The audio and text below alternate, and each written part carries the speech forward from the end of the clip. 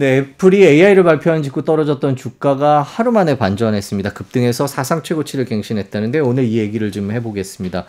자, 하루 만에 이렇게 평가가 반대로 네. 돌아선 이유는 어떻게 봐야 될까요? 애플의 발표를 보면은 항상 빅 이벤트가 있었을 땐 그랬었던 것 같아요. 네. 다 같이 지켜보는 가운데에서는 생각했던 것만큼 제대로 안 나왔는데 라는 얘기를 하게 됩니다. 이번 AI 같은 경우에도 기대했었었는데 만약에 애플이 로봇을 가지고 나왔다. 이런 기대감이 갑자기 올라갔을 거예요. 근데 나와서 발표한 내용들을 보면은 어디서 많이 봤었던 기능이나 없었던 기능이 아니었었고요. 또 한 가지가 생각했던 것보다 GPT하고 결합을 해서 발표했던 것들이 내용이 적긴 했었습니다. 그런데 제가 봤을 때는 이번 발표는 정말 대단하긴 했었어요. 결합이 제대로 되어져 있었고 향후 인공지능 생태계를 어떻게 만들어 갈 것이냐 이거에 대한 얘기였었죠. 그리고 하나가 더 들어갔습니다. 아이폰이 결국에는 인공지능을 접목시켜서 더 많은 상품을 팔 수 있느냐 여기에서 아이폰 판매량이 올라갈 수도 있겠다. 이것 때문에 전 주가가 올라갔다고 보고 있습니다.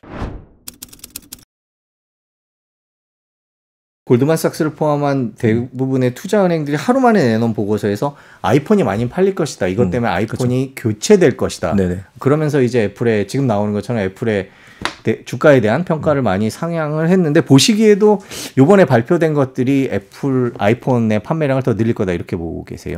가능할 것 같습니다. 왜냐면은 아이폰으로 바꿀 거냐 말 거냐 여기에서 기존의 안드로이드 폰을 쓰던 분들이 넘어오는 경우는 그렇게 많이 없을 것 같아요.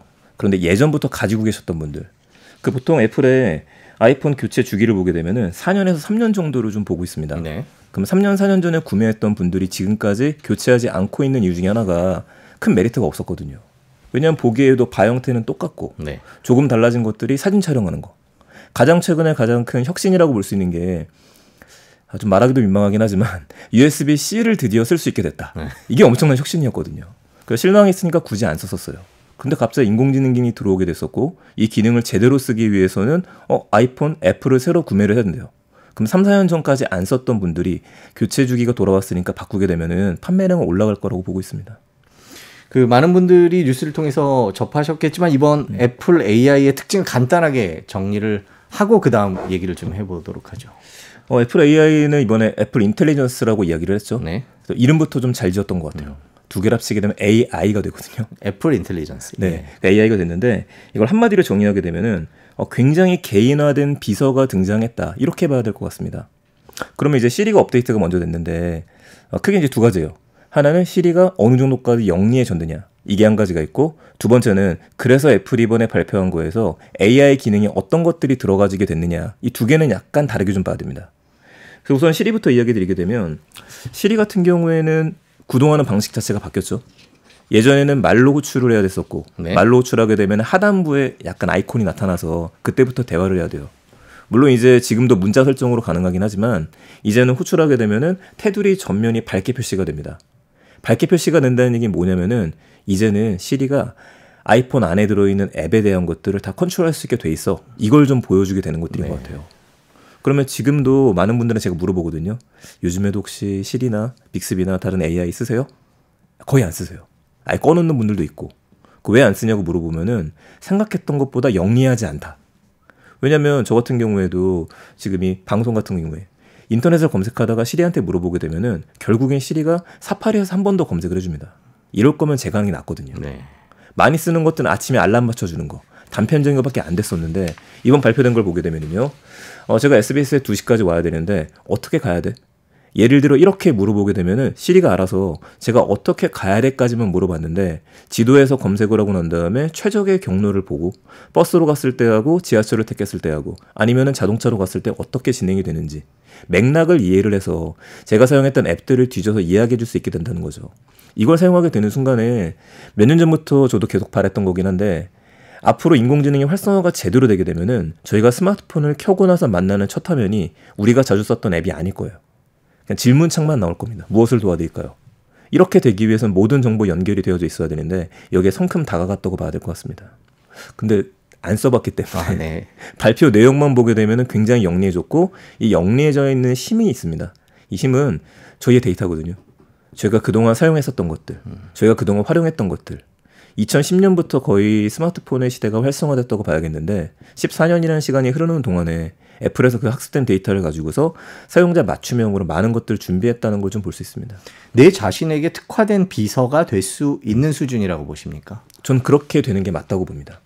왜냐하면 지금 많은 분들이 챗 GPT가 나오고 나서 진짜 대단한 게 나왔다. 이게 1년 정도 됐어요. 1년 정도 동안에 제가 주변에서 써보셨어요? 물어보게 되면은 의외로 사용 안 하시는 분들이 거의 한 50%에서 60% 되는 것 같습니다. 그 왜 안 써보세요? 라고 물어보게 되면은 굳이 사용할 것이 없다. 얘한테 물어보면 처음엔 재밌는데 처음에 재밌는 게 내 일상하고 일을 바꾸진 않거든요. 그런데 스마트폰에 들어가게 되는 것들은 달라지게 되는 것들이죠. 매일같이 쓰게 되어져 있고 이걸 어디에 쓰면 좋을까 해서 그 다양하게 쓸 수 있는 활용 방법이 나왔기 때문에 저는 그래서 굉장히 영리해지고 다른 스마트폰 제조사들 같은 경우에도 어제 발표를 보면서 좀 긴장하지 않았을까 생각합니다. 시리의 역할과 챗GPT의 역할을 어떻게 이해하면 되는 거죠? 약간 이렇게 보셔야 될 것 같아요. 현재 발표된 내용만 보면은 유기적으로 통합이 제대로 된 건 아니죠.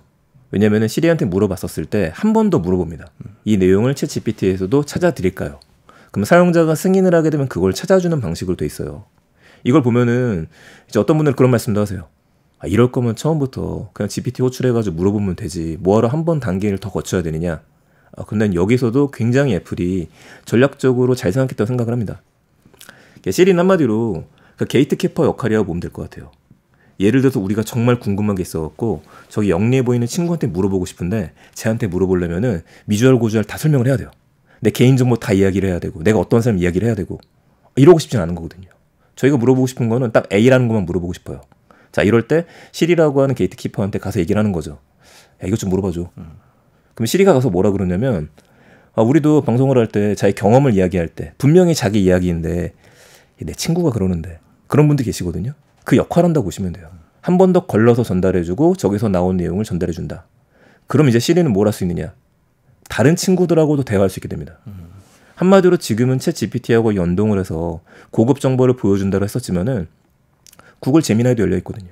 제미나이를 써도 되고 클로드3 엔트로픽에 이것과 연결시켜도 되고 그래서 애플의 독자성이 지금 뭐 훼손됐거나 그런 건 아닌 것 같아요. 지난 1년 동안에 우리가 봐왔던 모습을 보게 되면 자, 초기에는 챗 GPT, 오픈 AI가 제일 많이 주목을 받았어요. 네. 여기에 MS가 뛰어들면서 손을 들어줬죠. 우리 함께 간다. 그럼 뭐가 달라졌냐면은 MS는 결국 윈도우를 갖고 있고 파워포인트, 워드, 엑셀을 갖고 있는데 여기 코파일럿이 접목됐었을 때 우리의 일이 바뀌는 걸 보여줬습니다. 그래서 엣지에 들어가기 시작했었죠. 근데 반면에 삼성은 제미나이하고 손을 또 잡았었어요. 근데 애플은 이제 동떨어져 있었거든요. 이래서 그동안 혁신이 없었었다. 애플 시리는 업데이트 왜 안 하고 있느냐. 여기서 뭔가를 보여줬어야 되는데 이번에 보여주게 됐었던 거죠. 우리가 여기까지 이미 준비는 끝나 있는 상태이고 애플 생태계를 떠나지 않더라도 맥을 쓰시는 분들, 패드를 쓰시는 분들, 폰을 쓰시는 분들 지금보다 더 심리스하게 우리가 다양한 연결을 인공지능을 통해서 편하게 만들어주겠다. 이거를 기존 유저들한테도 보여주게 됐던 것 같아요. AI 애플 인텔리전스에 대해서 실망하는 그런 얘기들도 좀 있습니다. 발표 보시면서 이거 좀 기대 못 미치지 않아? 라고 생각하셨던 부분은 없으신지요? 어떤 뭐 기대가 많이 컸던 것 같아요. 애플이라면 뭔가 다른 걸 만들었었을 거야. 그래서 저는 실망했던 건 따로 없었습니다. 오히려 제가 생각했던 것보다 괜찮게 나왔다는 생각을 했었고요. 그 초기에 얘기 드렸었지만 제가 생각했었을 때 그럼 진짜 스마트폰 안에 인공지능 비서는 뭐지? 여기에선 제가 원하는 것들을 미리 알거나 제가 했던 패턴을 가지고서 더 쉽게 일 처리를 빠르게 해주는 것들인데 이번에 보여줬던 것들이 다 그 부분이었어요. 근데 다른 사람들이 생각하기에는 저건 너무 가벼운 기능인 거 아니야? 대표적으로 그런 거였었죠. 전 이번에 사진 기능이 너무 좋던데 제가 찍었던 수많은 영상과 사진들이 있는데 예를 들면 이렇게 될 것 같습니다. 저희 아이의 이름을 넣으면서 얘가 그동안에 수영했었던 사진을 찾아줘 라고 하게 되면은 1살 때부터 10년짜리 중에서 제가 찍었던 영상에서 그 부분만 발췌해 줄 수 있다는 얘기가 되거든요. 그럼 굉장히 영리한 거잖아요. 전 그거에서도 굉장히 만족을 할 거고 사진을 갖다가 조금 더 강화시키고 난 다음에 메모장에 넣고 싶을 때에도 제가 2-3번 반복했어야 되는 작업을 그냥 명령만 내리게 되면은 이걸 연결시켜서 할 수 있기 때문에 좀 비서 역할에 제일 가깝게 나왔을 것 같아요. 근데 문제는 있죠. 아직 나오지 않았기 때문에 이게 정말 8월달, 9월달에 나오고 나서 과연 우리가 기대했던 것만큼 매끄럽게 연결이 될 것이냐 아니면 오류투성이가 될 것이냐. 애플의 지금 남은 숙제는 거기 있을 것 같습니다. 막 이제 기기가 공개돼서 뭐 여쭤보는 게 어떨지 모르겠지만 네. 삼성과 비교 얘기가 가장 많이 나온 것 같습니다. 최근에 삼성이 내놨던 핸드폰과 요번에 애플. 네. 뭐 개인적으로는 어떻게 보십니까? 결국 활용성과 사용성에 대한 게 답이 될 것 같아요. 사용자 입장에서 기업들이 준비한 기능을 얼마나 많이 쓸 수 있을 것이냐, 자주 쓸 수 있을 것이냐, 그리고 저게 나한테 필요한 기능인가, 이 부분이 핵심이 될 거예요. 간단한 예로 사진을 찍을 때 우리 제일 거슬렸던 것 중에 하나가 여행지 가서 사진 찍었는데 뒤에 다른 사람이 지나갈 때, 그럼 제일 필요했던 것 중에 하나가 저 사람만 좀 지울 수 없을까. 이제 그 기능이 들어갔었고 삼성에는 이번에 애플에도 들어가죠. 그런 식으로 해서 AI가 정말 화려한 것들 이만큼 다 해줄 수 있지만 결국 소비자들이 원하고 개인들이 원하는 것들은 밑에서부터 사진이 바뀌는 것들, 우리 그럼 데이터에 대한 것들, 뭔가를 물어봤을 때 조금 더 편한 것들. 우리가 생각하는 일반적인 비서라고 했었을 때는 우리 비서 효과는 그거잖아요. 오늘 아침 2시에 회의가 있습니다. 오후 2시까지 어디로 가셔야 됩니다. 누구한테 메일이 왔는데 뭐라고 답장해 드릴까요? 그냥 이거라고 보시면 돼요. 그 역할 이번에 시리가 하겠다라고 나섰던 것들이고, 이게 되게 되면은 삼성에서 다음 폰을 발표할 때에도 여기에 근접할 수 있을 정도로 빅스비가 이 정도가 업데이트가 됐다, 이걸 보여줄 준비를 하지 않을까 싶습니다. 근데 애플과 삼성의 구도뿐만 아니라 애플과 안드로이드 진영의 구도로도 보셔야 될 것 같아요.